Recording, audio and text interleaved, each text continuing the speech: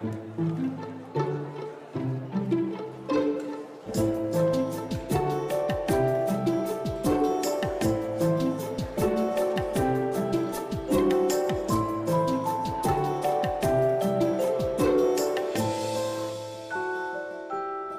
et messieurs, bonjour et bienvenue au Mémorial de la Shoah pour cette rencontre organisée à l'occasion de la publication aux éditions du CNRS de l'ouvrage d'Alexandre Doulut, La déportation des Juifs de France, changement d'échelle, tiré, Alexandre, de ta thèse de doctorat soutenue à l'Université Paris 1 Panthéon-Sorbonne en 2021. Alors, dans le sillage des travaux pionniers de Serge Klarsfeld, qui signe la préface du livre, tu t'es plongé, Alexandre, dans les données de la persécution des Juifs de France, en proposant, comme le titre de l'ouvrage l'indique, un changement d'échelle fondé sur l'étude systématique des archives départementales et régionales. Et cet examen à la fois géographique et statistique de grande ampleur permet d'éclairer et de préciser les raisons de la grande diversité des situations locales de la déportation des Juifs de France et d'expliquer pourquoi le bilan humain a pu considérablement varier d'un lieu à l'autre. Alors, pour discuter des principaux résultats de cet ouvrage, fruit de 20 ans de recherche, nous avons le plaisir d'accueillir l'historienne Annette Becker. Annette, ton dernier livre, Des Juifs trahis par leur France, 1939-1944, paru l'année dernière aux éditions Gallimard et que tu as présenté ici même, personnifie en quelque sorte l'enquête statistique menée par Alexandre, en ce sens que tu retraces la trajectoire de 3 personnes, dont ton grand-oncle, Pierre Ignace, qui ont été victimes des persécutions et des rafles menées par l'occupant avec le concours du régime de Vichy. Donc la présence d'Annette aux côtés d'Alexandre, à mon avis, promet une discussion passionnante. À l'issue de cette conversation, vous aurez la possibilité de poser vos questions à nos invités et puis de vous procurer les 2 ouvrages que je viens de mentionner pour les faire signer par leurs auteurs. Je vous souhaite une bonne après-midi. Merci Julie. Merci beaucoup Julie et merci beaucoup de m'avoir invité à parler avec Alexandre de ce grand livre qui est aussi un gros livre. Tu viens de dire qu'il était tiré d'une thèse et un des membres du jury de la thèse, René Poznanski, est ici présente. Et moi qui viens simplement de découvrir ce livre, il faut que je me tienne à carreau. Et justement, je crois que pour comprendre ce livre à fond, il faut commencer par les dernières lignes que je vais vous lire, de la conclusion. Si certainement ce changement d'échelle amorcé depuis l'ensemble de la France, en passant par les zones d'occupation, les régions et jusqu'au département, a pris les atours d'une histoire quantitative, je tenais à dire qu'au contraire, pour moi, depuis le début, c'est une histoire d'individus. Et le livre finit, avant les annexes très, très nombreuses, par le mot d'individu. Et je suis donc particulièrement heureuse de parler de ce livre parce que quand on réfléchit au fait qu'il y a un nombre de tableaux, de schémas, de pourcentages absolument extraordinaires, avant d'avoir mis le nez dedans, je me suis dit, mais c'est pas un livre pour moi. Moi, je fais l'histoire de personnes. J'incarne l'histoire, je leur donne de la chair. Et j'aime particulièrement une citation d'Arthur Koestler, tirée d'un des premiers ouvrages au monde où on parlait de la déportation et de l'extermination des Juifs, qui s'appelle en anglais « Departure and Arrival ». qui a été traduit par Croisade sans croix en français, ce qui veut strictement rien dire, paru en 1944, tout de suite en français à la Libération. Et voilà ce que disait Koestler: les statistiques ne saignent pas. Savez-vous ce qui compte? Le détail seul compte. Et il met ça dans la bouche de celui qui est le vrai Karski dans la réalité, mais qui est un Karski de fiction dans son livre, qui lui raconte ce qu'il a vu à proximité de Belzec et dans le ghetto de Varsovie. Et donc, cette phrase, pour moi, je l'ai toujours en tête: les statistiques ne saignent pas. Et puis, je l'ai relue à l'aune du travail d'Alexandre. Et je me suis dit que les statistiques, c'est une chose, mais que pour faire des statistiques, eh bien, il faut avoir toutes sortes de données, et que ces données, elles saignent. Et c'est pour ça que Alexandre peut dire que ce qui l'intéresse, c'est les individus. Alors, c'est comme ça que je voudrais te donner la parole. Quelle a été ta méthode pour arriver à faire une chose qui est de trouver des chiffres plus fiables sur la déportation des Juifs de France? C'est pour cela que tu parles de changement d'échelle, mais je voudrais que tu nous expliques plus à fond comment ça fonctionne, ce changement d'échelle. Alors, le changement d'échelle, l'expression, elle n'est pas de moi, elle est d'un génie de la formule qui s'appelle Denis Péchanski, qui était mon directeur de thèse. Moi, ma thèse, jusqu'à là, s'intitulait La Shoah en France, disparité régionale, ou un truc bien pas très glamour, si tant est que celui-là le soit. Donc lui, c'est lui qui a imposé ce titre. Et c'est vrai qu'il y a plusieurs échelles dans ce bouquin, à la fois surtout l'échelle régionale, l'échelle des zones d'occupation, et finalement, au bout du compte, on se rend compte qu'il n'y a pas à tortiller, excusez-moi, mais il y a un moment où il faut en arriver à l'échelle des individus, parce que si on veut comprendre la vie d'un juif ou d'une juive pendant la guerre, il faut vraiment connaître le contexte local, la chronologie. L'histoire n'est pas la même pour tous et pour toutes partout. Donc, pour répondre concrètement à ta question, jusqu'en 2013, c'était une recherche très classique d'archives, comme on le fait tous et toutes. Archives départementales, archives... alors, j'avais pas encore trop mis le nez dans les archives du fond de la Gestapo, qui est conservé ici. Archives nationales, donc quelque chose de très, pour le coup, classique, mais qui me permettait déjà de voir, hein, comme l'avait vu René bien avant moi, que l'histoire de la Shoah en France, c'est pas la même partout, et que les chances de survie de toutes ces personnes ne sont pas les mêmes selon l'endroit où elles se trouvent. Alors, elles ne le savent pas forcément, mais rétrospectivement, on peut... René l'avait déjà montré.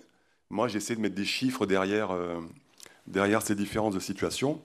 Et c'est à partir de 2013 que cette recherche prend une autre tournure, quand Serge Klarsfeld publie son dernier opus, le dernier mémorial des déportés juifs de France. Donc, il me donne la version Excel de son livre. Là, je me suis dit, bon, surtout, ne touche pas à ce tableau, ne fais pas ça, sinon tu mets le doigt dans un truc. Bon, j'ai pas pu résister, donc j'avais un tableau avec 10 colonnes, puis j'ai commencé à ajouter des colonnes, parce qu'il y avait des questions, des interrogations qui ne peuvent être levées qu'en collectant des infos sur les personnes, quoi. Sauf que des personnes, dans ce mémorial, il y en a 74 000. On reviendra sur le chiffre, je pense, avec toi. Donc là, j'ai commencé à ajouter des colonnes. Chaque fois, en fait, que j'étais face à une incertitude ou une question non résolue, j'ajoutais une colonne et j'essayais, après, dans les archives, de renseigner telle ou telle colonne. Par exemple, les plus importantes pour moi, c'était au départ le lieu de l'arrestation. Alors, pas le lieu exact, mais au moins le département. Le jour de l'arrestation, si possible, l'auteur de l'arrestation et les circonstances de l'arrestation, qui est un peu problématique.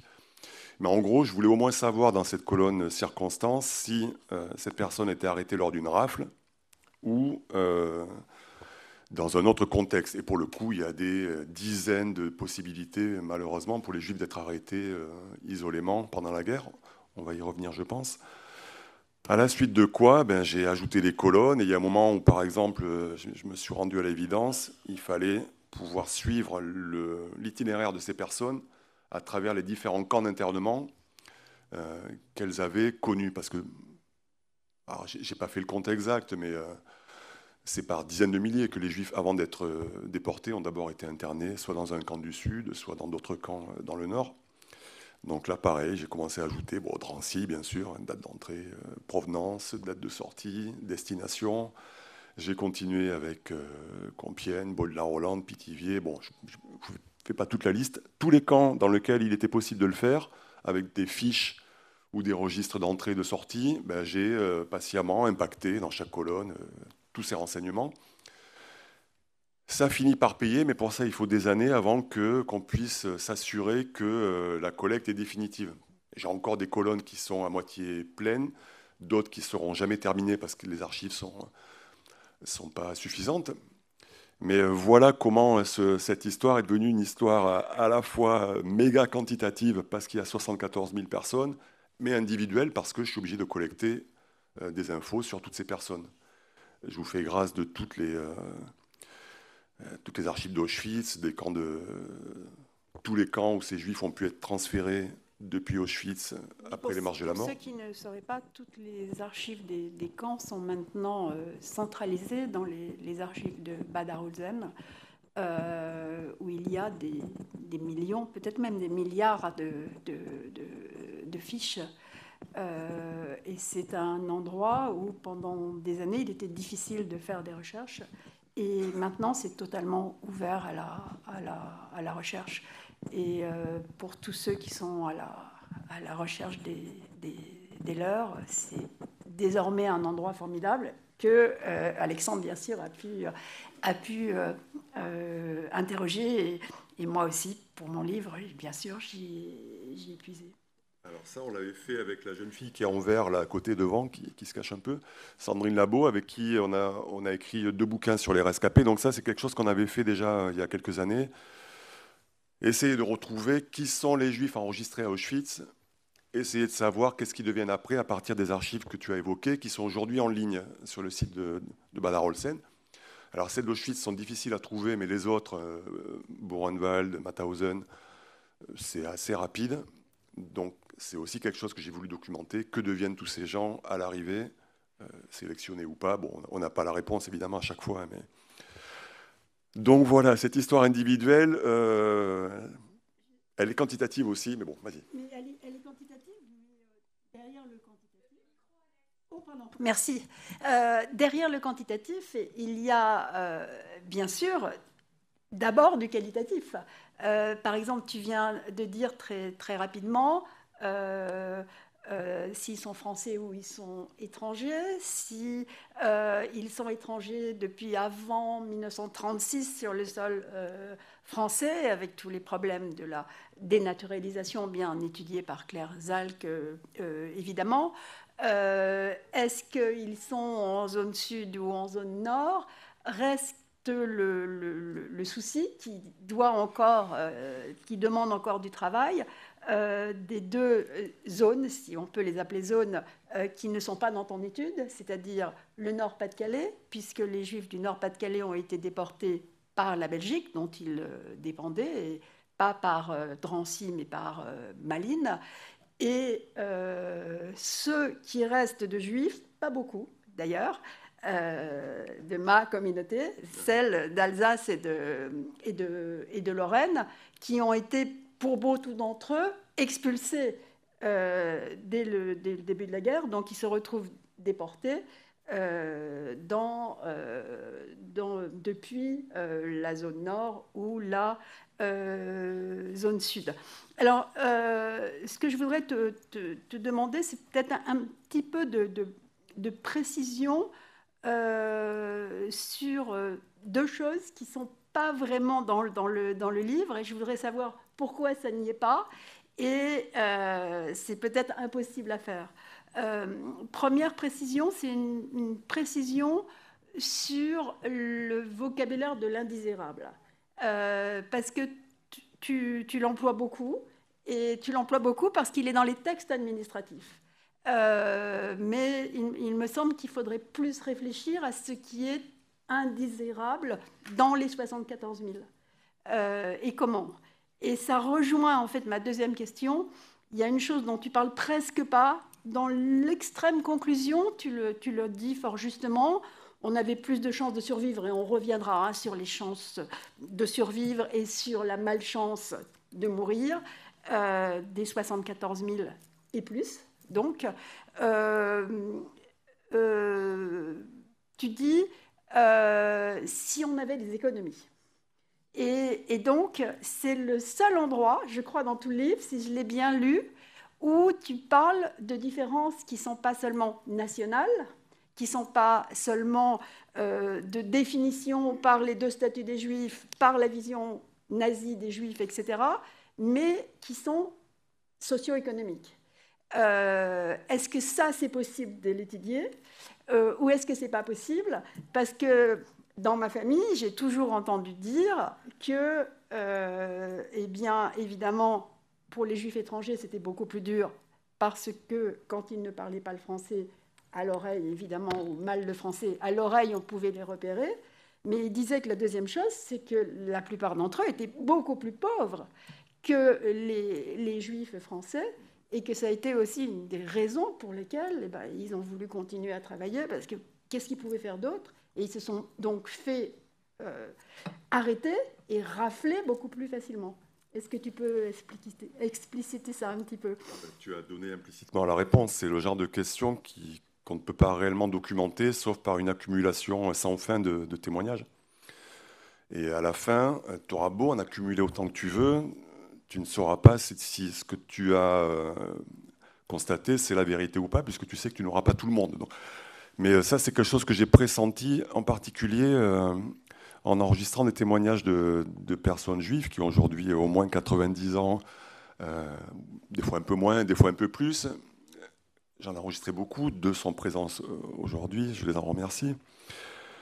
Je crois que franchement, c'est capital. Les gens qui n'avaient rien sont des victimes, sont les premières victimes des arrestations. Alors ça, c'est quelque chose qu'on peut mesurer en particulier très bien en zone libre. La première campagne d'internement qui a lieu en octobre 40, à la suite d'une circulaire du ministère de l'Intérieur du 10 octobre, et qui ne vise pas que les Juifs, mais tous les étrangers sans ressources. Là, pour le coup, ces gens-là sont arrêtés. Alors, ils sont arrêtés, en fait, parce qu'ils ne peuvent pas être rapatriés en zone occupée, parce que les Allemands n'en veulent pas, soit parce que juifs, soit parce que noirs, c'est écrit dans les textes des Allemands, soit parce qu'ils sont polonais, anglais ou autres.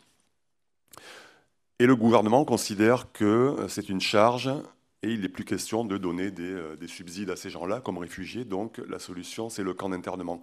Alors, ce qui est absurde, parce que il n'est pas certain que le coût de ces personnes pour le gouvernement ne soit pas supérieur dans le camp que si on les loge chez les particuliers.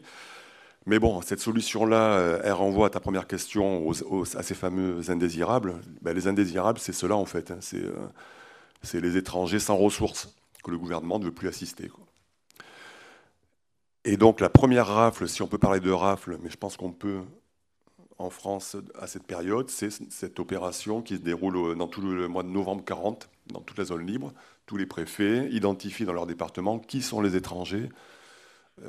On ne dit pas encore en surnombre, mais c'est ça dans l'économie nationale, mais c'est ça le sujet, en fait. Tous ces étrangers indigents.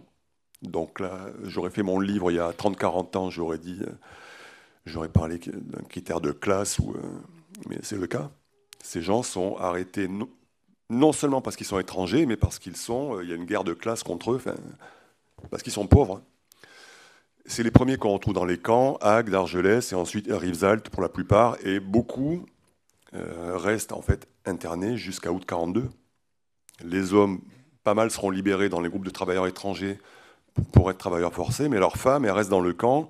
Leurs gosses, heureusement qu'il y a l'OSE qui les a quasiment tous fait libérer. D'autres l'autorisation. Vas-y, cite-les. Pas seulement Lozé. Non, mais c'est... Alors, sur la libération des enfants, c'est quand même Lozé à cette période. Là, je ne te parle pas de libération pendant les commissions de criblage d'août, je te parle d'avant. Les campagnes de libération jusqu'au mois de juin 1942. Là, pour le coup, c'est Lozé vraiment qui libère les gosses, parce que les gosses meurent de faim. Hein. Tu en avais déjà parlé, évidemment, René. Donc, cette première campagne de novembre 1940, elle est méconnue, mais elle a quand même touché plusieurs milliers de personnes. Et là, effectivement, tu as raison d'en parler, c'est important. Étrangers et indigents, enfin, des pauvres gens, quoi. Oui, j'ai travaillé pour mon livre, pour cet artiste juif allemand qui s'appelle Otto Freundlich, et qui est à la fois étranger et indigent. Il essaye, parce qu'il est étranger et indigent, mais il est un peintre qui fut célèbre. Il essaye de passer sur la liste Freie. Et j'ai travaillé aussi sur Hannah Arendt, et ils se connaissaient tous les deux. Et Hannah Arendt, elle passe parce qu'elle a de l'argent. Et dans tout ce qu'on dit sur Hannah Arendt, un livre récent qui a été présenté ici, je crois, Paria, de Marina Tules, qui est un livre absolument remarquable, eh bien, elle montre ça. Et donc le pauvre Freundlich, lui, il va être dans la rafle de 1943, qui est décrit très, très, très bien.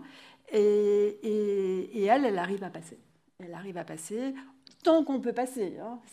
C'est-à-dire en 40 et en 41. À partir de 42, ça devient nettement plus difficile. Alors justement, je voudrais que tu reviennes plus précisément maintenant sur le plan de ton livre, qui est un plan géographique. Et donc c'est intéressant que tu nous expliques pourquoi tu as choisi un plan géographique. Et donc c'est très clair dans le livre, on comprend très bien pourquoi, mais il faut que tu le dises. Et comment la géographie t'a entraîné à ce changement d'échelle? Mais en fait, j'avais pas trop le choix. Les situations sont tellement différentes. Alors, mon plan, il a articulé le plan selon les zones d'occupation. Alors, le cas parisien, qui s'appelle à l'époque le département de la Seine, donc aujourd'hui Paris plus les communes limitrophes. Tout le reste de la zone occupée. Troisième partie, la zone libre. Quatrième partie, la zone d'occupation italienne. C'est embêtant parce que la zone d'occupation italienne... Zone libre, tu dis jamais zone libre dans le livre. Alors, il faut dire zone sud, parce que la liberté de la zone libre, comme tu le prouves, elle est quand même très limitée. Alors évidemment, on est mieux en zone sud qu'en zone nord. Mais de là à appeler libre, c'est un peu exagéré. Donc, dis zone sud, comme tu dis dans ton livre. Pour le coup, je me suis mal exprimé dans mon bouquin, parce que moi, je trouve que le terme de zone libre... il était employé à l'époque aussi. Ginette, comment on disait quand tu as voulu passer la ligne de démarcation, tu partais en zone libre ou tu partais en zone sud? Quand tu as passé la ligne de démarcation la première fois à Angoulême, là, tu partais en zone libre ou en zone sud ou en zone non occupée? Mais bien sûr, alors c'est deux choses différentes. Il y a d'une part, on utilise l'archive des témoins, et merci Ginette d'être là. J'ai même pas commencé par ça, c'est pas très malin. Je viens avec un peu de retard. Et bien sûr, mes parents, mes grands-parents, ils disaient zone libre. On est bien d'accord. Mais quand tu fais ton travail d'historien, c'est pas la même chose, tu vois. Donc moi, zone libre, personnellement, je le mettrais entre guillemets, pour les raisons que j'ai dit. Oui, pourquoi pas. Et ensuite, quand tu fais ton travail d'historien et que tu fais tes cartes, c'est zone nord, zone sud. On pourra en parler pendant des jours, mais tu as raison, effectivement.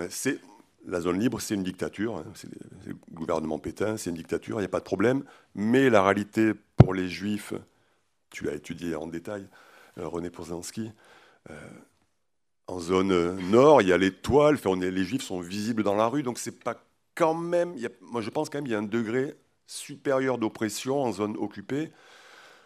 Bon, ok, on va dire zone sud, si tu veux. Mais... Non, mais on est absolument d'accord. Et d'ailleurs, c'est une des choses très importantes que tu prouves très très bien par ton livre, parce que c'est bien d'avoir une idée qu'en effet c'était pire en zone nord qu'en zone sud, et puis ensuite de le prouver, ce que tu fais très bien. Pour moi, si tu veux, c'est juste un... Peut-être je suis une historienne trop pointilleuse, même tatillonne, mais je crois que c'est important qu'on voit la différence de lecture entre la lecture de l'époque et en effet, pour tous les gens qui ont connu les deux situations, pourquoi ils ont tant voulu passer la ligne de démarcation? Bien évidemment, parce qu'ils pensaient que ça serait mieux dans le sud, on est bien d'accord. Mais par ailleurs, quand tu fais tes cartes, là, on est dans une zone où il y a un certain nombre de lois, et puis ça finit quand même, où ça commence. On reviendra d'ailleurs sur le début dans un petit moment. Après avoir vu la géographie, on verra le temps. Ça commence par l'énorme rafle d'août 42, donc comme endroit de liberté, on a trouvé mieux, quoi. Donc tu vois, on est dans des paradoxes comme ça. Mais en fait, cette question-là, elle est forcément compliquée. Mais si je prends l'exemple, par exemple, des personnes justement qui tentent de passer la zone libre, en zone libre, tu vois, en zone sud, pardon, en zone non occupée, comme vous voudrez. Les personnes qui sont arrêtées par les Allemands côté zone occupée, donc qui n'ont pas pu passer, mais toutes sont emprisonnées, internées et transférées à Drancy si les Allemands reconnaissent que ces personnes sont des Juifs. C'est ce qui est arrivé à Ginette à Angoulême, qui a réussi à se faire passer pour une non-juive. Les mêmes, quand ils arrivent à passer la ligne de démarcation et se font contrôler par les gendarmes, là, malheureusement, leur sort n'est pas identique. Les étrangers, ils sont de fait en situation irrégulière, donc potentiellement internés, pas tous. Les Français, ils sont laissés en liberté. Donc, c'est difficile d'avoir une réponse un peu univoque sur les situations, en fait, zone nord, zone occupée. La situation individuelle, elle a aussi un impact sur les chances de survie. Je ne sais pas si c'était le sens de ta question, mais en zone libre, effectivement, tu l'as dit en intro, là, je crois que c'était important de le préciser. À un moment, je le dis, on parle beaucoup, il y a eu plein de débats minables, évidemment, aux élections sur les juifs français, les juifs étrangers. Bref. Quand on rentre dans le détail de la Shoah en zone sud en particulier, on se rend compte que c'est pas complètement opérant le terme d'étrangers. Ils ne sont pas qu'étrangers, ils sont surtout réfugiés. Si les juifs les juifs étrangers sont raflés le 26 août, ce ne sont pas tous les juifs étrangers, donc seulement, entre guillemets, ceux qui sont arrivés en France après 1936. Ça, c'est un critère qui a été choisi par le gouvernement, qui ciblait en fait concrètement, on le voit quand on analyse qui sont toutes ces personnes, ça cible en fait tous les réfugiés de l'Exode et des milliers de juifs qui ont été expulsés d'Allemagne ou de Belgique. Donc là, on voit qu'il y a un caractère supplémentaire. Les étrangers de zone libre, les juifs et ceux de zone occupée, ce n'est pas les mêmes. C'est-à-dire que ceux qui sont arrêtés le 16 juillet 42 ici, ce sont des personnes qui habitent ici depuis quelques années, des fois depuis l'après-guerre de la Première Guerre mondiale. Ce sont des gens qui sont en voie d'intégration, qui ont des gosses, qui sont français eux-mêmes. Ceux de zone libre, ils sont là depuis quelques mois, des fois quelques semaines s'ils ont passé la ligne. Ce n'est pas du tout les mêmes personnes. Enfin, la masse d'entre eux, parce qu'il y a des gens qui vivent, il y a des juifs qui vivent dans la zone sud. La communauté de Bordeaux, par exemple, est importante.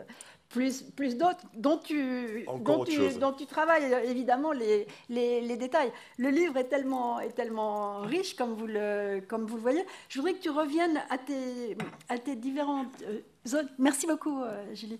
Que tu reviennes en particulier sur ta première partie de déportation, c'est-à-dire le département de la Seine, c'est-à-dire Paris et 80 communes limitrophes à peu près, parce que ça, c'est des choses qu'on savait plus ou moins bien, mais où tu donnes des détails ahurissants. C'est 50% des déportés de France. Alors évidemment, c'est bien sûr là qu'il y avait le plus de juifs, donc on pourrait penser qu'il y a une proportion entre le nombre de juifs et le nombre de déportés. Mais je crois que ça va plus loin que ça, et tu le montres bien dans ton livre. Alors c'est vrai, finalement, ce chiffre, il n'est pas surprenant. Vous savez tous et toutes qu'en octobre 40, les Juifs sont recensés en zone occupée. Ils le sont un an plus tard, durant l'été 41. Donc on sait qu'il y a 150 000 Juifs à Paris, département de la Seine, en octobre 40. Ça correspond à peu près à la moitié des Juifs présents sur le territoire français à cette période. Donc le fait qu'il y ait aussi 50% de Juifs arrêtés et déportés à Paris, ça nous semble presque logique. Il faut rajouter que beaucoup de Parisiens sont aussi arrêtés hors de chez eux, sur la ligne de démarcation, ou lorsqu'ils étaient réfugiés en zone libre. Mon bouquin, je l'ai commencé avec le cas parisien parce que, à la fois, c'est celui où il y a le plus de déportés. Et c'est celui, alors je dirais pas qu'on peut le mieux documenter, mais comme il y a eu, toutes les rafles sont déjà bien connues par Serge Klarsfeld, où tu as bossé aussi beaucoup dessus, c'était bien de partir de cet exemple-là et ensuite faire mes comparaisons à partir du cas parisien pour toutes les autres. Ce qui m'a surpris, moi, quand je me suis embarqué là-dedans, c'est je pensais que le chiffre des personnes raflées serait un peu supérieur, en fait. Là, j'en arrive à 60% de déportés qui seraient raflés. Alors, on pourrait ergoter pendant des semaines sur le terme de rafle. On va peut-être éviter. Moi, j'ai été surpris par le nombre par les 40% restants, qui sont donc des Juifs qui sont arrêtés, alors toujours le plus souvent par la police, dans des situations extrêmement diverses. Donc là, ça m'a obligé à me pencher sur les possibilités d'être arrêté en France, et à Paris en particulier, durant cette période. Donc je me suis intéressé, bien sûr, là c'est les circonstances de l'arrestation dans mon tableau. Et heureusement, il y a quelques fonds d'archives qui existent aujourd'hui toujours aux archives de la préfecture de police. Il y a les archives de la 3e section DRG, qui était un service dédié à la répression des étrangers et des Juifs en particulier. Et d'autres, le fichier du recensement permet aussi certains recoupements. Et ensuite, j'ai passé de plusieurs mois dans les archives les registres d'écrou des prisons, puisque je me suis rendu compte petit à petit que beaucoup de Juifs avaient d'abord transité par, le plus souvent, la Santé, la Petite Roquette, qui n'existe plus pour les femmes, Fresnes et la centrale de Poissy, alors qui n'est pas dans Paris, mais beaucoup y sont transférés. Le Cherche-Midi aussi, mais là, il n'y a pas d'archives, donc plus compliqué. Donc j'ai essayé d'ouvrir toutes ces archives-là pour connaître les circonstances, le grief qui conduit ces personnes en prison. Ce qui m'a amené en fait à faire le tour d'horizon de toutes les circonstances des contrôles. Pourquoi un Juif, quand il est contrôlé, est embarqué? Alors le plus souvent, ça ne sera pas une surprise, c'est les faux papiers. Il y a toujours une circonstance aggravante. Qui dit faux papier dit bien sûr pas d'étoile.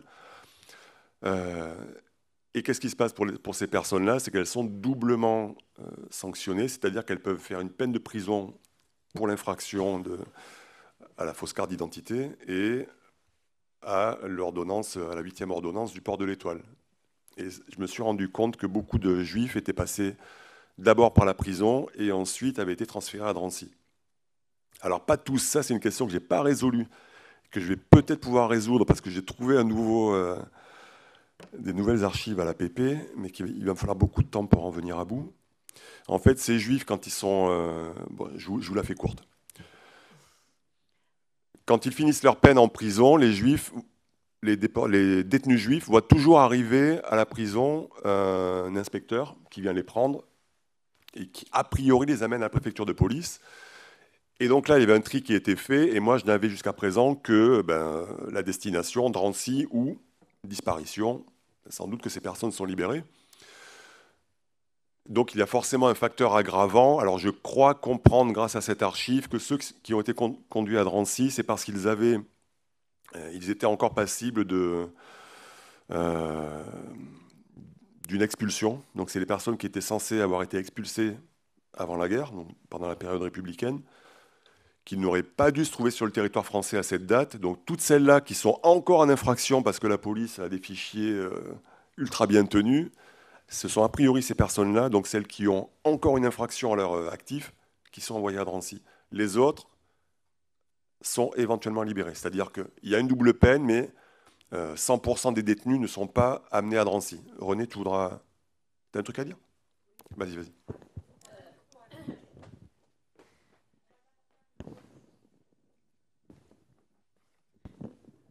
Ce n'est pas toujours le cas. Moi, j'ai le cas de quelqu'un qui était à Fresnes et la famille a tout fait pour qu'il ne soit pas libéré de Fresnes parce que l'avocat, c'était un résistant communiste juif, pas du tout sous le coup d'une expulsion.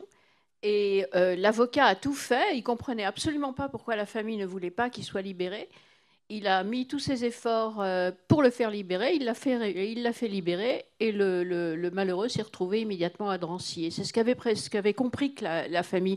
Donc ce n'est pas toujours le cas. Je ne sais pas si ça, dans quelle mesure c'est représentatif, mais en tous les cas, on ne peut pas généraliser comme tu viens de le faire, je pense. Alors ça dépend des périodes, effectivement, a priori. En 1944, effectivement, il vaut mieux... D'ailleurs, on voit que l'administration pénitentiaire attend... Toi, c'est pas 1944 ? Ok.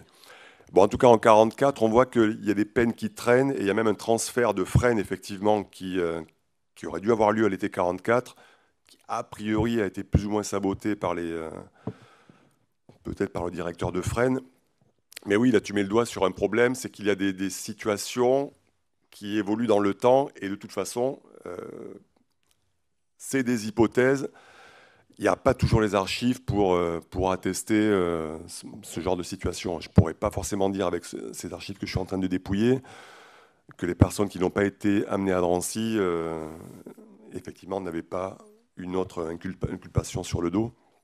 Mais voilà, pour finir sur les arrestations individuelles, moi, ça a été une de mes surprises de voir à quel point la police, ça on le savait, avait été relativement efficace dans les rafles, mais qu'il y avait de tels contrôles dans la rue, dans les restos, dans les gares, dans les métros, etc., que le nombre des déportés arrêtés suite à un contrôle était très important.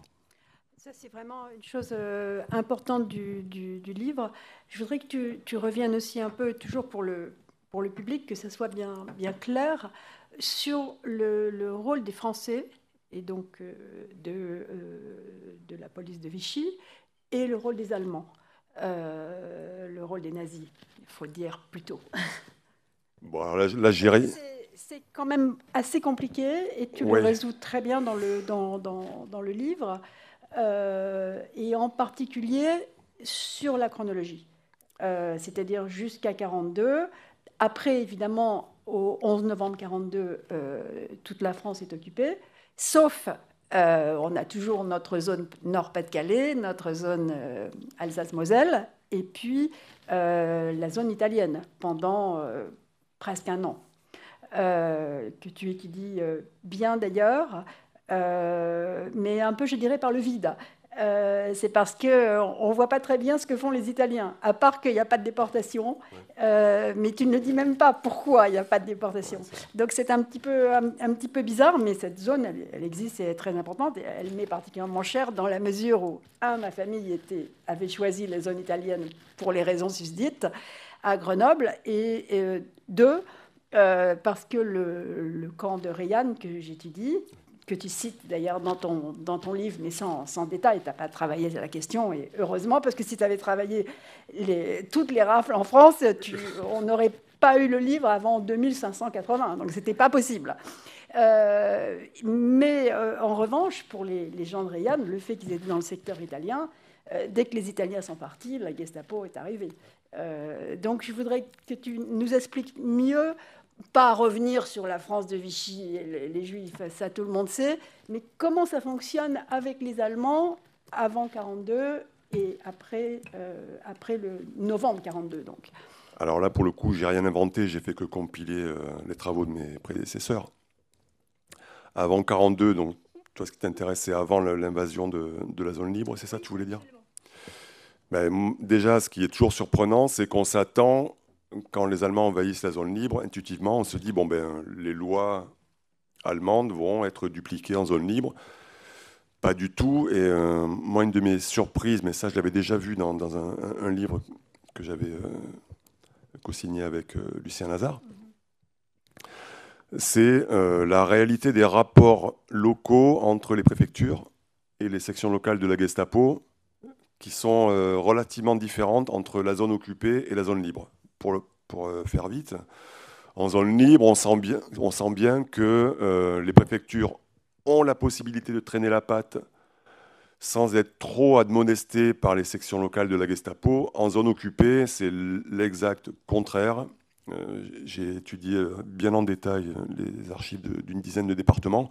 On voit très bien que la Gestapo est derrière, exige très régulièrement de nouvelles listes de recensement, c'est-à-dire qu'il y a des pointages qui sont faits très très régulièrement en zone occupée.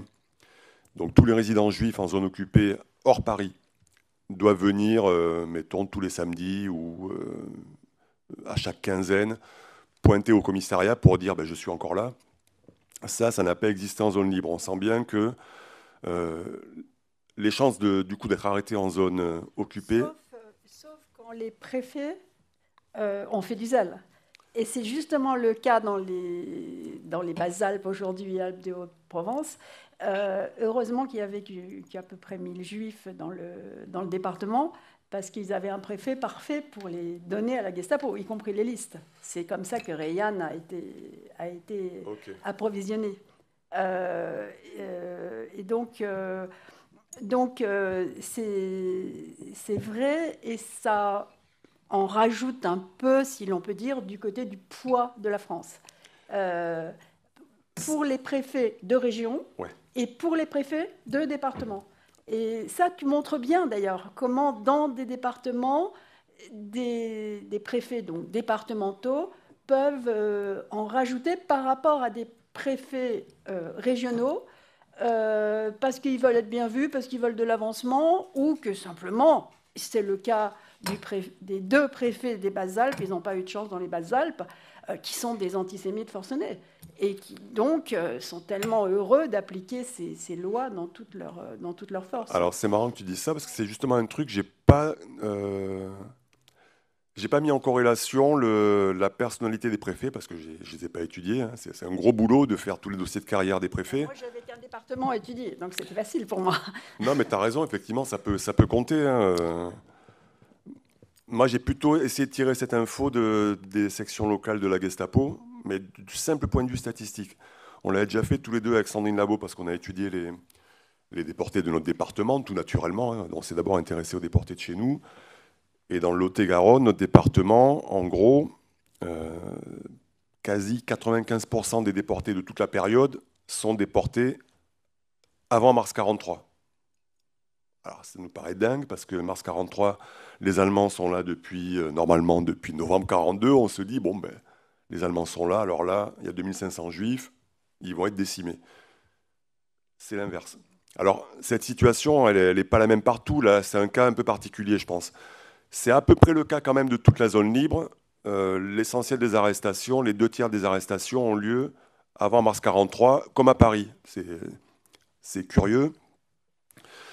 Ensuite, on se rend compte que les Allemands, localement, n'ont pas... Alors, la volonté, ça paraît bizarre de dire ça, mais il peut arriver, comme chez nous, que les Allemands réservent leur coup à la résistance. Alors, des fois, les Juifs sont des victimes... Ils font coup double, ce qui est pas mal. Exact. Des fois, les Juifs, dans un bled, sont les victimes collatérales d'une opération contre la résistance. Là, pour le coup, on est censé plutôt de dire l'inverse, c'est-à-dire que pendant qu'ils pourchassaient les résistants, les Juifs qui étaient planqués chez nous, apparemment, statistiquement, s'en sont tirés. Alors, c'est pas vrai partout. Hein. Malheureusement, j'ai pas eu le temps, parce que là, il en faudrait beaucoup, d'analyser comme il fallait les Juifs de la région de Lyon, qui est sans doute un cas particulier, évidemment avec Barbie à la tête du service juif de la Gestapo. Il y a plein de départements comme ça où je vois apparaître statistiquement beaucoup plus d'arrestations en 1944 qu'en 1942, dans la Loire par exemple. Là, il aurait fallu que je passe encore 10 ans dans les archives départementales à essayer de comprendre, mais sans garantie non plus. Oui, là on est sur du très, très, très pointu, mais il y a quand même pas mal d'analyses par des historiens départementaux qui ont fait un très, très beau travail. Et très souvent, on peut s'en servir, mais c'est pas vrai pour tous les départements, donc il reste des choses. Alors, donc c'est très bien parce que tu vas pouvoir faire un deuxième livre aussi épais quand tu auras dépouillé toutes les archives de départements. Bon courage. Je voudrais revenir, avant de vous donner la parole, sur les problèmes de chronologie. Tu dis, enfin les problèmes, l'intérêt de la chronologie. Alors, tu viens de montrer le très grand intérêt de la chronologie quand tu étudies les raflés, les déportés, les expulsés, à quel moment, quand c'est les Français seuls, quand c'est les Allemands et les Français, quand c'est les Allemands seuls. On a donc toutes sortes de possibilités. Mais pour toi, et tu le dis plusieurs fois dans le livre, et je dirais que c'est mon grand point de désaccord avec toi, tu dis la Shoah commence le 27 mars 1942, qui est la date que je connais le mieux, puisque c'est le convoi numéro 1 parti de Compiègne, où se trouvait donc un des membres de ma famille. Et donc, Shoah, on le sait bien, ça veut dire catastrophe, ça ne veut pas dire extermination. Au moment où le convoi numéro 1 part de France, il y a déjà sans doute 2 millions de Juifs de l'Est qui ont été exterminés. Et ça, c'est la Shoah. Tout ça est la Shoah.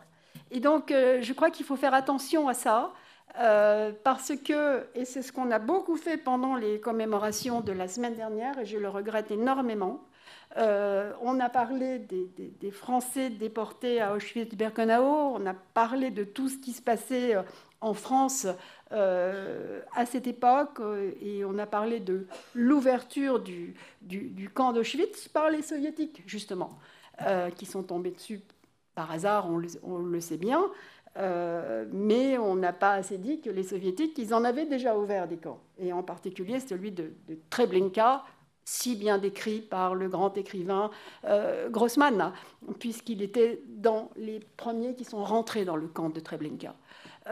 Et tout cela, et on le doit aussi à René, passé en France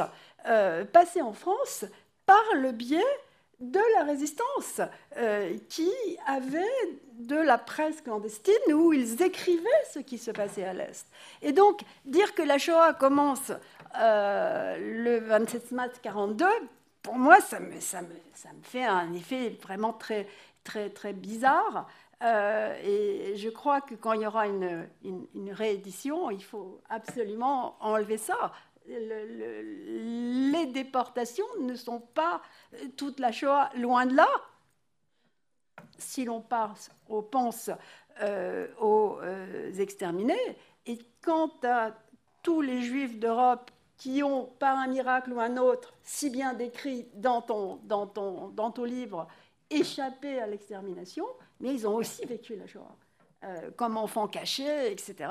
Tout ça, c'est la catastrophe qui s'est abattue sur les Juifs d'Europe. Et donc, je crois que c'est un petit peu maladroit, mais la parole est à la défense.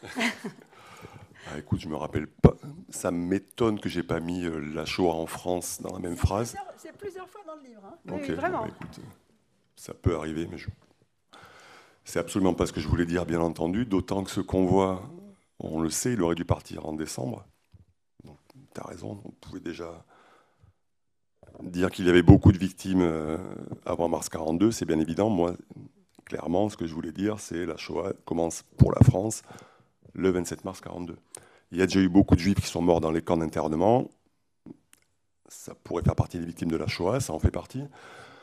Mais si tu veux... Ouais, ça te choque, mais il ne faut pas t'attarder à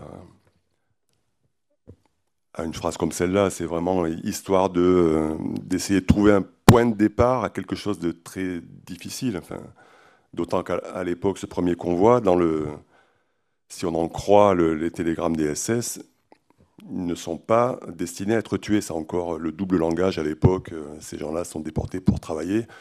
On sait qu'au contraire, ce qu'on voit là, au bout de 6 mois, les 9/10 sont morts. Mais là, je voulais bien entendu parler de la Shoah en France. Même pour la Shoah en France, on va pas passer trop de temps là-dessus, mais même pour la Shoah en France, ça marche pas.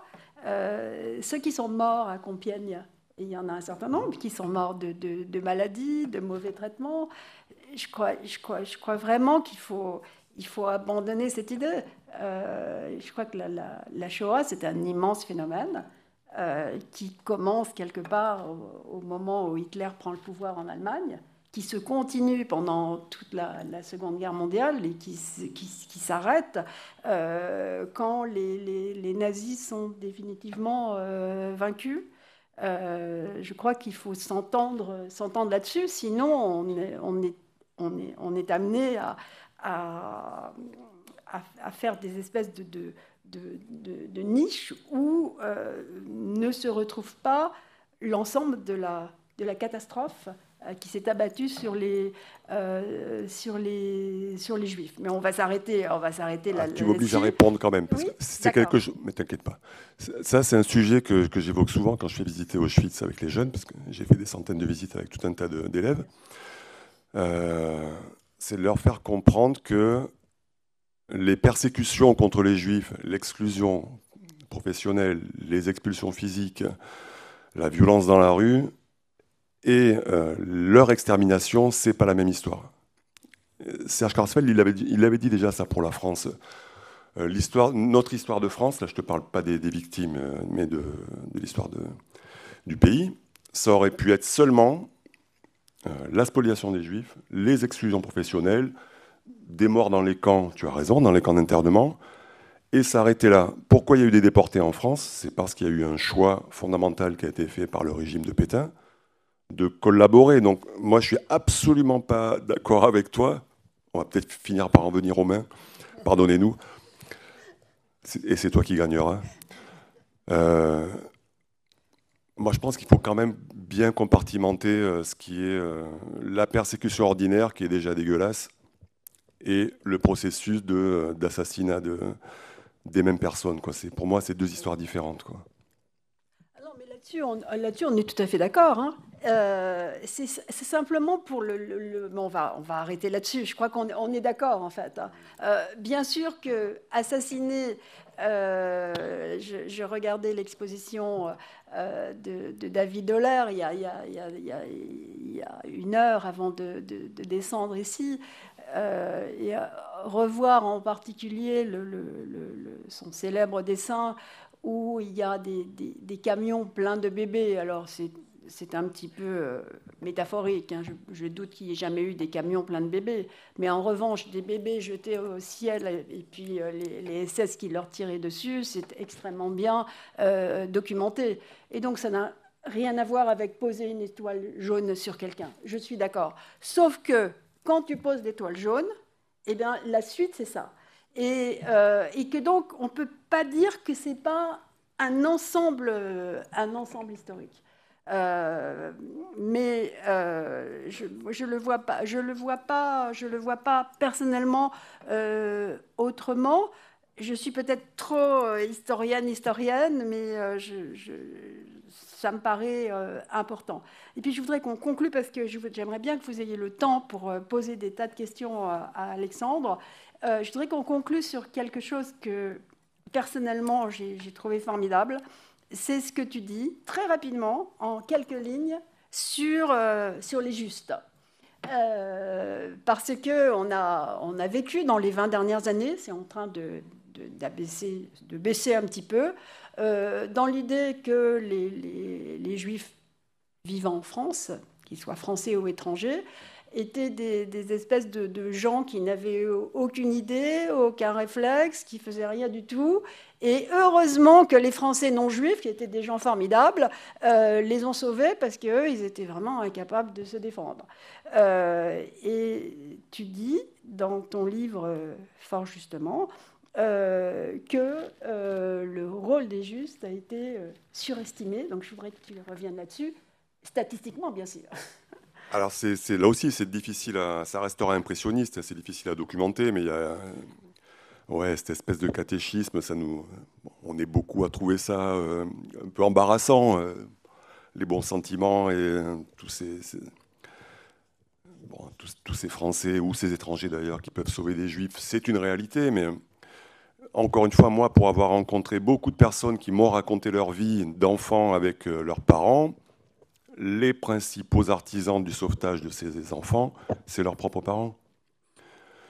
Certes, ils ont eu la chance d'être dans un pays où, dans l'entourage, en gros, on ferme les yeux, on aide ou pas finalement, mais ce silence et cette indifférence, dans ce pays-là, la France, ça suffit à sauver, à ce que les personnes ne soient pas inquiétées. On serait en Pologne, forcément, l'indifférence, elle vous condamne à être arrêté tôt ou tard.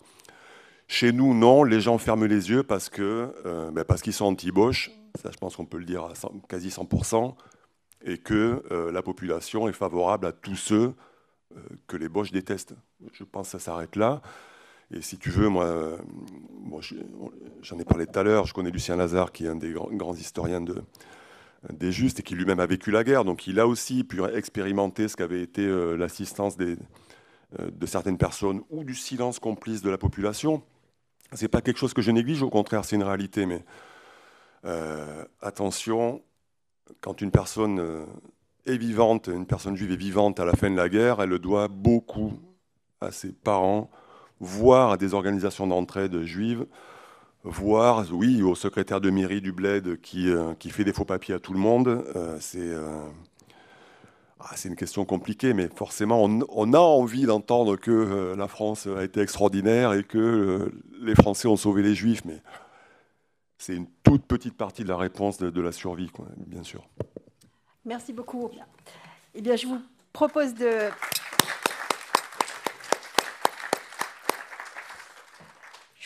continuer la discussion en posant des questions. Monsieur, le micro va arriver. Est-ce que c'est enregistré, Julie? Est-ce que vous pouvez alors donner votre nom, s'il vous plaît? Oui, Laurent Ziegelmeyer, je m'occupe d'une association sur la mémoire de la déportation, à la fois sur les déportés et résistants et aussi sur les déportés juifs. On est en train de... Ça m'intéresse beaucoup parce qu'on est en train de sortir un livre sur Choisy-le-Roi où il y a eu une vingtaine de déportés juifs avec toutes les différences que vous avez évoquées depuis tout à l'heure. Donc moi, ça m'intéresse vivement. J'ai une question, vous montrez des différences géographiques, sociales, français ou étrangers, selon la chance ou la malchance, avec beaucoup de guillemets. Est-ce que vous avez vu des différences sur l'âge? Vous en avez parlé un peu au travers des enfants, mais est-ce qu'il y a des différences sur l'âge et des différences sur le genre entre femmes et hommes? Est-ce que vous avez pu pointer des choses par rapport à ça? Merci. Alors, les hommes, il y a environ... Alors, si on prend aussi les enfants, on parle sexe féminin, sexe masculin, il y a 10 000 hommes en plus. Mais en fait, ce décalage, il naît juste de la chronologie. Les premières arrestations, les premières rafles à Paris, vous le savez tous, 3 premières rafles, que des hommes. Il y a une autre rafle qui a un impact important, c'est celle de février 1943. Tu y tiens beaucoup aussi, alors dans toute la France, mais surtout en zone libre, que des hommes aussi. Ça explique ces 4 rafles expliquent à elles seules ce décalage. Sinon, il arrive au moment où il n'y a plus vraiment de... Il n'y a pas de différence de sexe, en fait. Au départ, oui, jusqu'au 16 juillet 1942.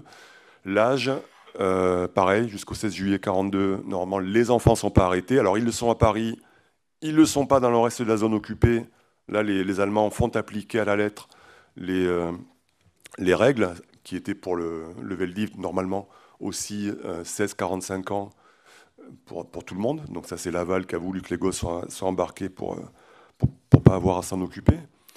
À partir des rafles, ce que j'appelle les rafles par nationalité à Paris, en septembre-octobre, il y a quasiment plus de critères d'âge. Donc là, en fait, très très vite, tous les juifs sont arrêtables pendant les rafles s'ils sont étrangers. Donc oui, il y a des petites nuances sur l'âge et il y a peut-être quand même moins d'enfants que d'adultes proportionnellement qui ont été arrêtés grâce aux travaux encore une fois des parents et des organisations d'entraide, mais ça je ne l'ai pas chiffré par contre. Oui, ce qui montre très bien, c'est que énormément d'enfants ont été cachés, envoyés à la campagne par leurs parents. On le sait tous, parce qu'on a tous des histoires comme ça. Mais dans le livre d'Alexandre, on voit avec précision que ça représente finalement des milliers et des milliers de personnes. Et c'est ça qui explique que, malgré le nombre horrible d'enfants déportés, il y en a quand même énormément qui ont échappé. Oui, plusieurs points. D'abord, zone sud, zone libre. Moi, j'avoue que j'ai du mal à utiliser le terme de zone libre. Je n'écris que zone sud parce que ça m'accroche la plume. Je peux pas dire zone libre, donc j'écris zone sud. Je comprends très bien qu'on mette zone libre et notamment en reprenant les termes mais il y a des termes d'époque. Enfin, nous, on a un devoir de distance vis-à-vis des termes de l'époque et des idées de l'époque pour essayer de les expliquer. De la même façon que je vais peut-être faire hurler des gens ici, mais moi, j'aime pas parler de résistance juive. Et pourtant, on en parlait, les communistes juifs en parlaient, mais moi, j'aime pas en parler parce que ça s'est idéologisé depuis.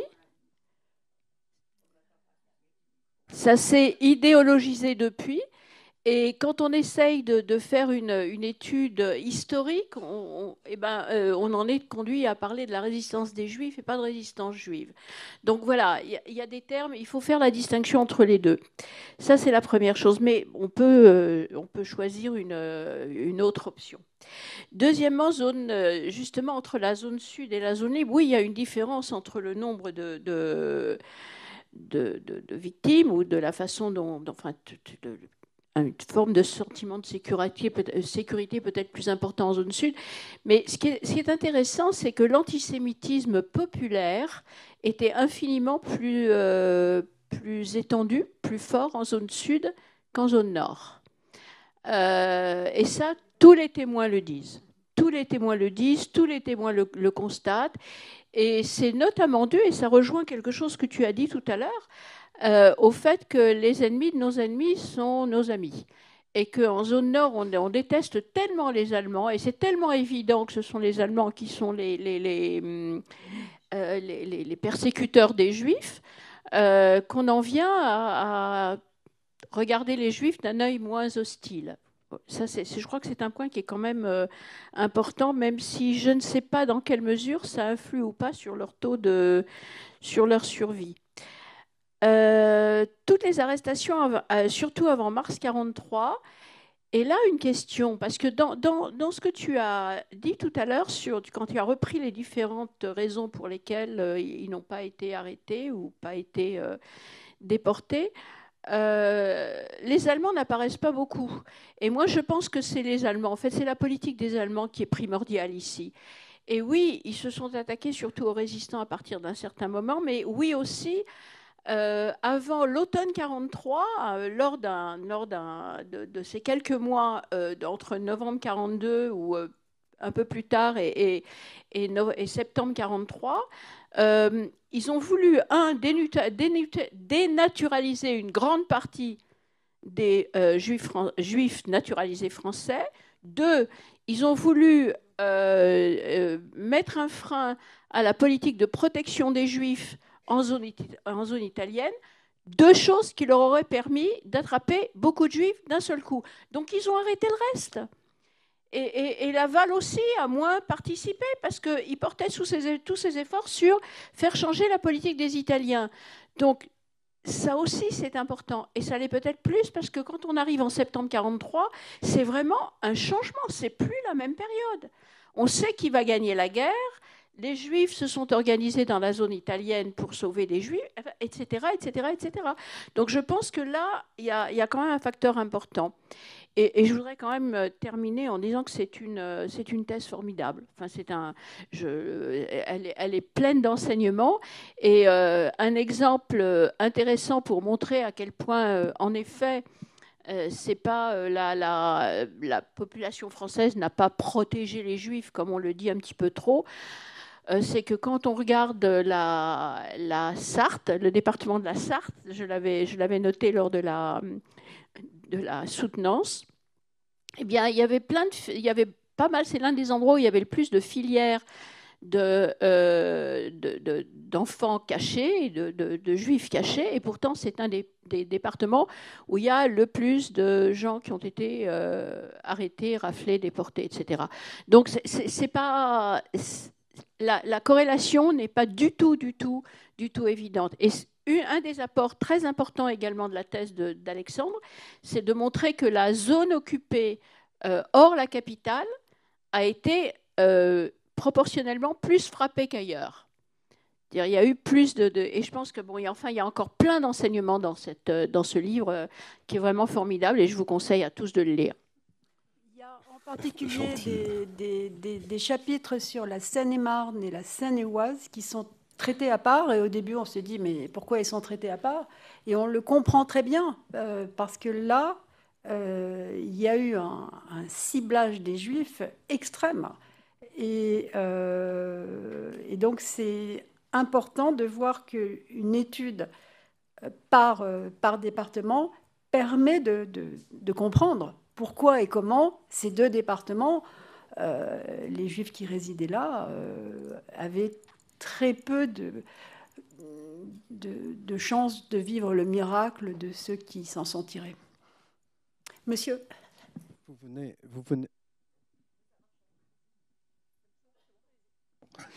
Vous venez quasiment de répondre à ma question, et peut-être que la réponse à ma question est aussi dans le livre. En fait, j'ai été amené à faire une recherche sur le sort de juifs berlinois, que je ne vais pas raconter ici, ça prendra 1 heure, mais qui se sont retrouvés assignés à résidence dans un village du Var et qui ont eu des destins différents. Ils étaient 4 dans ce village, et je me suis posé beaucoup de questions. Une des réponses, je l'ai trouvée là où je ne m'y attendais pas. Donc il y avait un couple, n'était pas marié, mais ils essayaient de rester ensemble. Elle a été arrêtée en août 1942, la rafle des Juifs étrangers en zone sud.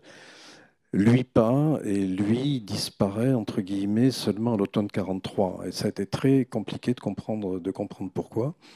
Alors d'abord, il y avait la différence d'âge qui fait que lui n'avait pas été arrêté, mais je ne retrouvais aucune trace dans les archives départementales de son arrestation à lui, alors que son arrestation à elle était totalement documentée, y compris l'inventaire de ce qu'elle avait laissé, etc., etc. Et c'est dans les archives du procès du ZIPO-SD de Marseille que j'ai trouvé la réponse, où je me suis aperçu qu'en fait, il avait été finalement repéré par le ZIPO-SD dans ce village et convoqué au ZIPO-SD de Marseille, ce qui fait qu'il n'y avait aucune trace française de son arrestation. Alors après, tous les deux, l'étape suivante, c'est les fiches de Drancy et Auschwitz. Mais je me suis évidemment demandé si c'était un cas très marginal ou si ce genre de situation avait existé ailleurs, dans d'autres circonstances. Et la seule source, encore une fois, je ne m'attendais pas à le trouver là, c'est ce procès du ZIPO-SD où les 2 agents qui l'avaient arrêté ont été retrouvés et interrogés par les Français après la guerre. Vous avez eu de la chance, parce qu'effectivement, malheureusement, la seule possibilité de retrouver la certitude qu'une arrestation a été le fait des Allemands, c'est soit effectivement les procès d'après-guerre, mais les Juifs sont absents de ces le plus souvent. Il y a quelques cas qui sont là, étalés dans les dossiers, mais on est très très loin du compte. Ou éventuellement les dossiers qu'on appelle les dossiers d'attribution du titre de déporté politique ou résistant. Il y a un petit formulaire qui est rempli par les familles après la guerre. Et là, si un proche a pu assister à l'arrestation, il peut dire c'était un milicien, c'était les SS, c'était un feldgendarme. Sinon, c'est mort. On ne peut pas savoir, quand ce n'est pas un Français, qui est l'auteur de l'arrestation. Donc en gros, c'est le verre à moitié vide. On prend toutes les archives départementales. Normalement, il y a quasiment toutes les arrestations françaises. Donc vous êtes plus ou moins obligé de considérer que les autres sont le fait des Allemands ou de leurs petits amis. Ginette, on sait qu'elle a été arrêtée, elle-même elle le sait bien sûr, mais il y a un historien qui a travaillé comme vous, Isaac Levandel, à partir des archives du procès des bandits du Parti populaire français qui l'ont arrêté. C'est parce que ce mec-là a été jugé et que le nom de Cherkassky apparaît qu'on est sûr qu'il s'agit de bandits de la du PPF de Marseille qui ont écumé la région comme ils l'ont fait à Rayanne ou dans d'autres... Les archives, nous avons vu donc les mêmes archives, puisque j'ai travaillé aussi dans ces archives à Marseille, et dans les archives municipales de Marseille, et dans les archives départementales. Et on a la chance à Marseille, si l'on peut dire, ce n'est pas le cas de tous les juifs qu'il a assassinés, d'avoir le procès Palmieri. Et donc, Palmieri est à l'origine de l'essentiel des arrestations de fin 43 et de tout 44, jusqu'à la dernière rafle de cette importance, celle de Rayanne, que j'étudie donc dans mon livre, le 12 mai 1944. Et cette rafle est donc la Gestapo de Marseille, mais avec des malfrats français. Et ces malfrats français n'ont rien trouvé de mieux, une fois la rafle finie, de partir en Allemagne pour s'entraîner à reprendre la France.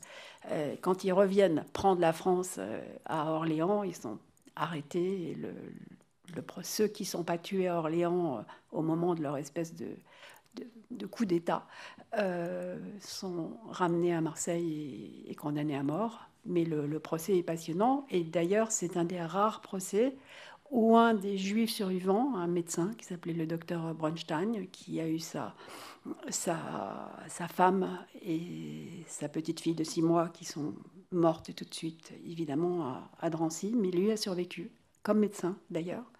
Et il est venu témoigner au procès Palmieri. Et pour montrer ce que dit Alexandre, combien on le fait venir, et il parle au procès Palmieri. Mais qu'on leur a fait? Ils ont été condamnés à mort, ceux-là. Mais ils ont été condamnés à mort. Mais en revanche, la greffière, je crois que c'est souvent des femmes, surtout à l'époque,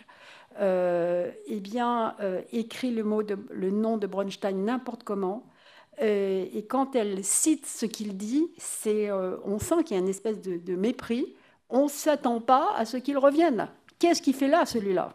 Et c'est très très net dans ce procès, qui apprend des tas de choses sur les arrestations et sur ces rafles, mais qui apprend aussi que l'antisémitisme, ça ne s'arrête pas par magie le 8 mai 1945. Madame ? La seule partie de ma famille maternelle qui est revenue, c'était des gens qui étaient à Marseille. Et la femme, elle travaillait, une fille, elle travaillait dans une association juive. Alors je sais que ici c'était l'Opège après la guerre, mais je ne sais pas à Marseille ce que c'était. Si c'était la même chose ou autre chose. Alors, Comment ça a pu les aider en fait aussi. Là c'est pareil, vous me surestimez, peut-être pas toi. Alors il y avait à Marseille pendant toute la guerre, d'une part des organisations juives, d'abord ouvertes, ensuite clandestines. Et il y avait aussi d'énormes réseaux de résistance qui ont aidé à sauver des Juifs. Et puis il y a eu dans la région le camp d'Émile, mais le camp d'Émile, comme le camp de Rivesaltes, a été fermé en 1942, après les grandes rafles. Et à ce moment-là, les gens des camps d'Émile, qui étaient encore très nombreux, malgré les déportations, sont partis se cacher dans toute la région. Et il y en a qui ont été rattrapés par l'équipe Palmieri, qui a été l'équipe principale de l'arrestation et de l'envoi des Juifs à Drancy puis Auschwitz. Quelquefois, d'ailleurs, dans certains convois, c'était Drancy-Sobibor pour certains de cette région. Ils tombent dans les 4 convois des numéros 50 qui vont directement à Sobibor et pas à Auschwitz. Mais un certain nombre d'entre eux donc, ont été sauvés par ces caches dans la région. La région provençale est assez montagnarde et on arrive à ces endroits où, quand les Français cherchent moins, c'est ce que montre très bien Alexandre dans son livre, eh bien, les Allemands ne connaissent pas. Et donc, ils n'osent pas trop aller parce qu'ils ne sont pas très nombreux. Alors, il y a la trace sanglante, évidemment, de la division qui traverse le sud-ouest, hein, et qui arrête les Juifs tout au long. Mais dans l'Est, on n'a pas eu ce genre de division. Ce qui fait que les gens qui avaient réchappé à 42, dans ce cas-là, ont été beaucoup moins pris dans la rafle de 43, et en particulier parce que justement certaines des préfectures ont rechigné, comme Alexandre le montre très bien. Et puis ensuite, s'ils ont échappé aux rafles de la Gestapo, et donc le fameux gang de Palmieri, qui a quand même beaucoup de juifs à son actif, mais par rapport aux milliers et milliers des rafles, il en a quelques centaines, c'est atroce, mais c'est quand même pas en nombre énorme. Les autres ont pu échapper. Merci beaucoup à tous les deux. Merci à toi. Et je vous invite à vous procurer le livre d'Alexandre, mais aussi celui de Annette Becker, publié récemment chez Gallimard, et à les faire signer par leurs auteurs.